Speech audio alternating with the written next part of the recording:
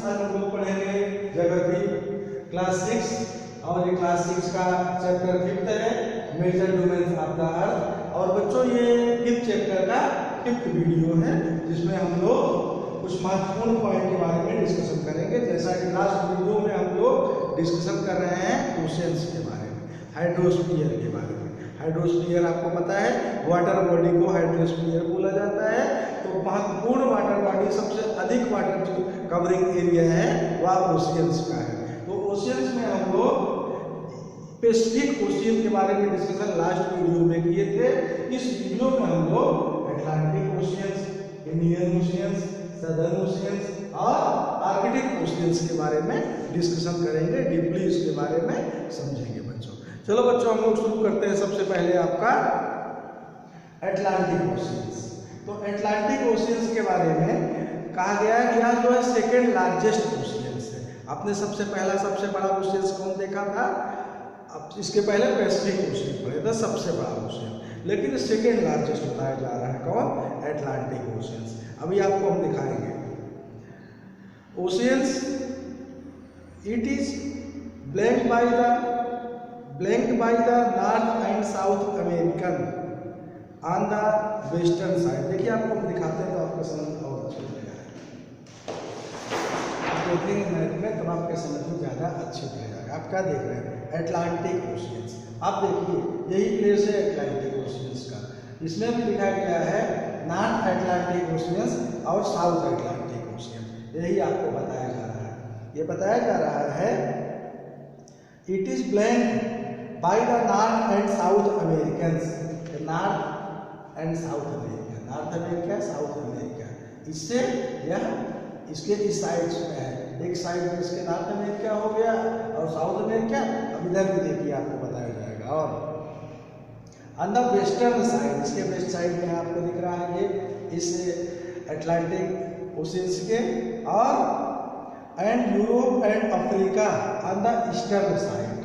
Europe and Africa ये इसके eastern side में है। ये देखिए प्लेस आपका दिख रहा है, ऐसे है ये इस मॉडल में ऐसे बना है। ईस्ट साइड में यूरोप और अफ्रीका है। और देखिए क्या है इसका महत्वपूर्ण points. Eastern side the coast line of Atlantic oceans is highly indented. अब ये थोड़ा महत्वपूर्ण पॉइंट है। इस ओशियंस के कोस्ट लाइन्स, कोस्टल लाइन्स में किनारे के हिस्से क्या है? Highly indented. अभी आपको हम बताते हैं क्या है indented. From the points of view of commerce it is busiest ocean. इसको थोड़ा आपको और समझा। देखिए क्या है या हाईली इंडेंटेड का मतलब क्या है? जनरली जो ओशियंस होते हैं, ओशियंस का लास्ट हिस्सा ऐसे कोस्टल एरिया हो गया। तो कोस्टल एरिया में जो होता है पोर्ट वगैरह बनाने के लिए, व्यवसायिक क्षेत्र बनाने के लिए उसको पोर्ट के ढंग से मैनेज इस ढंग से बनाया जाता है कि उसमें ओशियंस की बड़ी उसमें चलने वाले जिससे साधन एक स्थान से दूसरे स्थान पे जहाँ पे जिससे एक्सपोर्ट इम्पोर्ट होता है वह आसानी से रुक सके।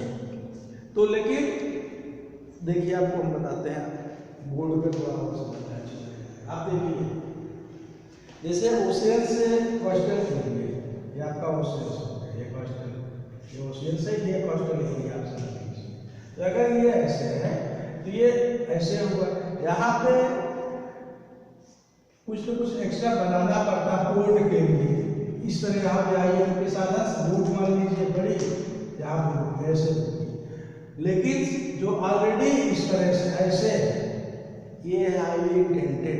अगर इस तरह से कोस्टल लाइन है तो बनाने में ऐसे प्रॉब्लम नहीं, आसानी से बनते हैं। तो इसीलिए इस प्लेस पे अधिकतर पोर्ट्स वगैरह हैं और मैक्सिमम इस तरह के कॉन्टिनेंट से जुड़े हुए हैं जहाँ पे व्यवसाय, बिजनेस डिफरेंट टाइप्स के होते हैं।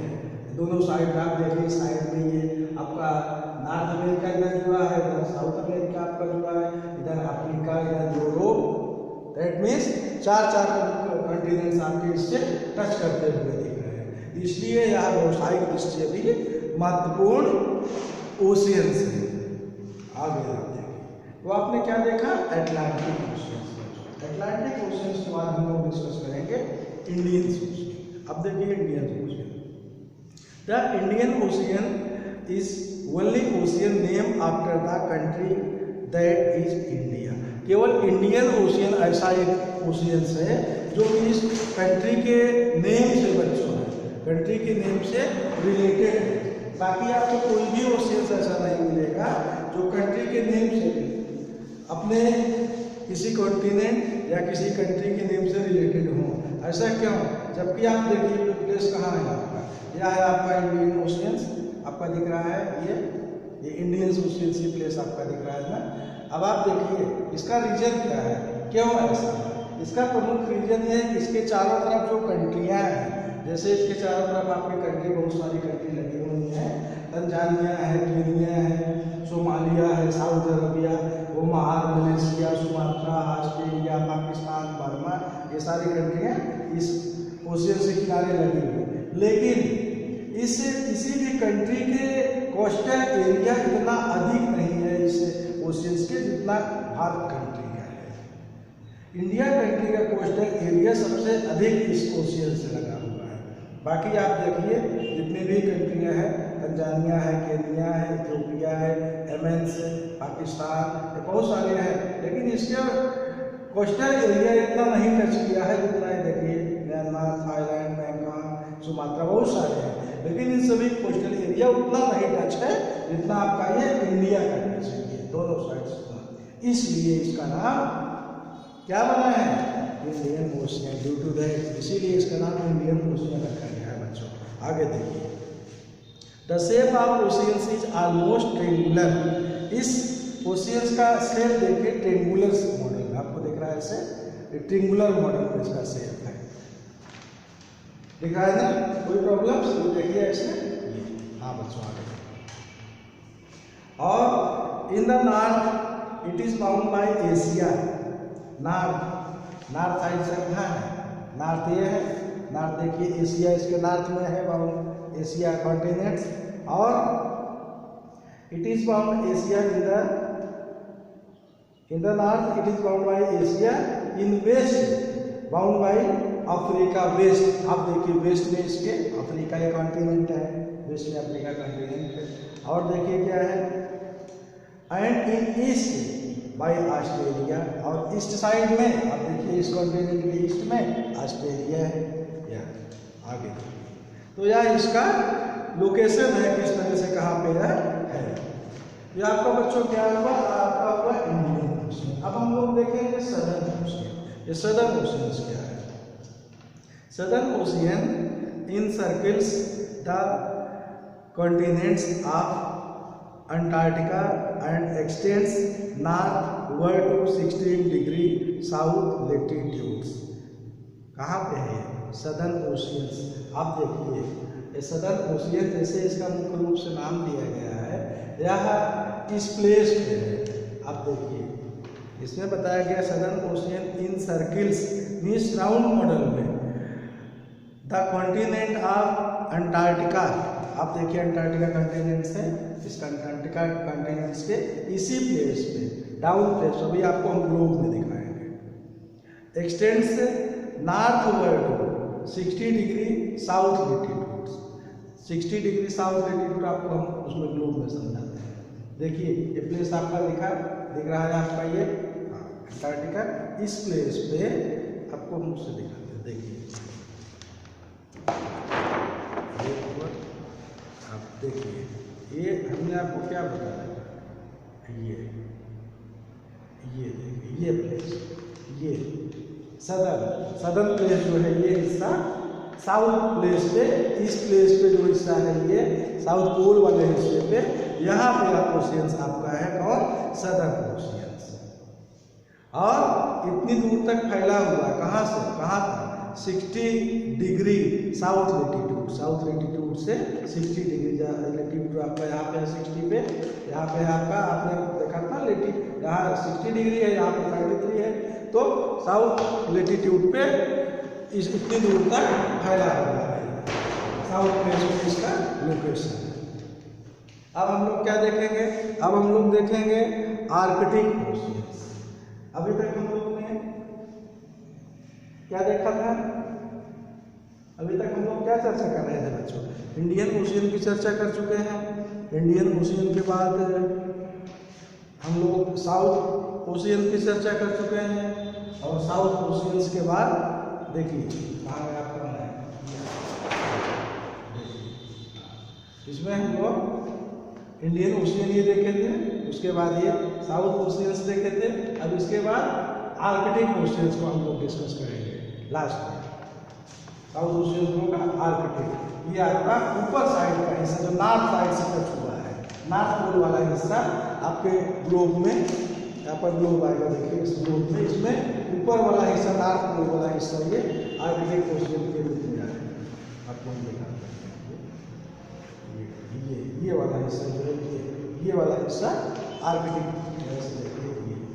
ये वाला हिस्सा आर्कटिक ओशियंस के रूप में आएगा। इसमें ये देखिए लिखा है आर्कटिक, तो ये वाला हिस्सा। अब देखिए इसके बारे में, Arctic ocean is located with the Arctic circle and surrounded the north pole, north pole पे टच करता हुआ राउंड वाले प्लेस का है। It is connected with the Pacific ocean by the narrow stretch of shallow water known as stretch. चलिए इसको आपको बताते हैं तो किस तरह से यह टच हुआ है, किससे ये टच हुआ है, मुख्य रूप से Pacific oceans by narrow stretch. ये आपका पैसिफिक ओशियन है, ये पैसिफिक ओशियन है, ये आपका है। किस तरह से आप देखिए कर्नल साइड में ये नैरो स्ट्रेट, ये वाटर बॉडी से ही, ये पतले वाटर बॉडी से ऐसे टच हुआ है।